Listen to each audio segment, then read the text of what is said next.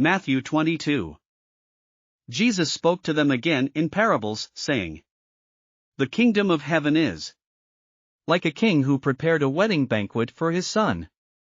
He sent his servants to those who had been invited to the banquet to tell them to come, but they refused to come. Then he sent some more servants and said, Tell those who have been invited that I have prepared my dinner, my oxen and fattened cattle have been butchered, and everything is ready. Come to the wedding banquet.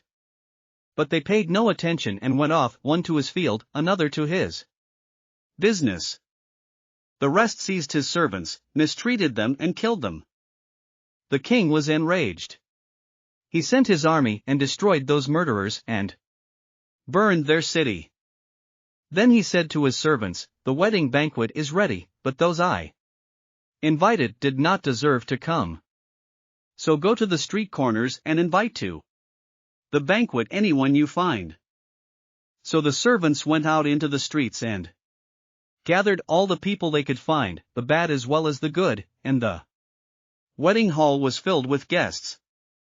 But when the king came in to see the guests, he noticed a man there who was not wearing wedding clothes. He asked, How did you get in here without wedding clothes, friend? The man was speechless.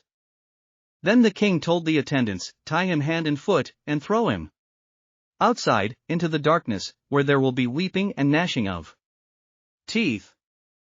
For many are invited, but few are chosen. Then the Pharisees went out and laid plans to trap him in his words. They sent their disciples to him along with the Herodians. Teacher, they said, We know that you are a man of integrity and that you teach the way of God in accordance with the truth. You aren't swayed by others, because you pay no attention to who they are. Tell us then, what is your opinion? Is it right to pay the imperial tax to Caesar or not?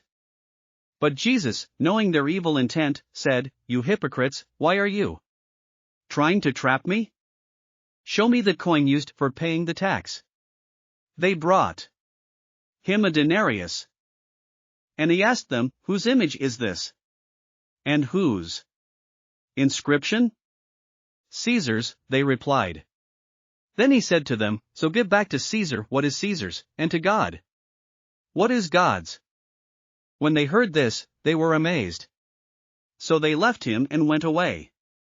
That same day the Sadducees, who say there is no resurrection, came to him with a question.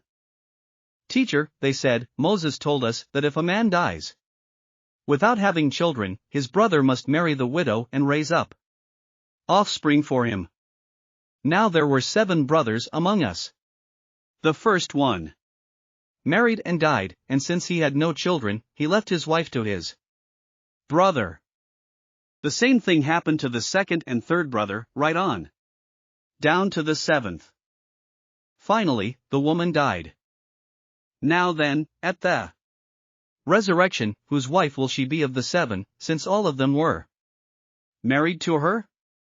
Jesus replied, You are in error because you do not know the scriptures or the power of God.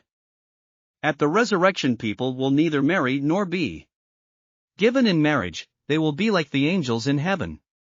But about the resurrection of the dead, have you not read what God said to you? I am the God of Abraham, the God of Isaac, and the God of Jacob? He is not the God of the dead, but of the living. When the crowds heard this, they were astonished at his teaching. Hearing that Jesus had silenced the Sadducees, the Pharisees got together. One of them, an expert in the law, tested him with this question. Teacher, which is the greatest commandment in the law? Jesus replied, Love the Lord your God with all your heart and with all your soul and with all your mind. This is the first and greatest commandment. And the second is like it, love your neighbor as yourself. All the law and the prophets hang on these 2 commandments. While the Pharisees were gathered together, Jesus asked them, What do you think about the Messiah? Whose son is he? The son of David, they replied.